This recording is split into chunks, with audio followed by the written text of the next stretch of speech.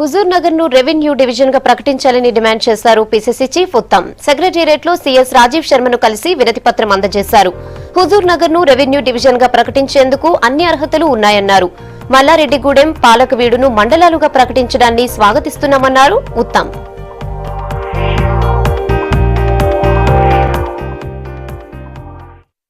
Huzur Nagar revenue division చేయాలని చెప్పి chief secretary doctor Rajiv Sharma గారికి మేము మెమరాండం ఇచ్చాం.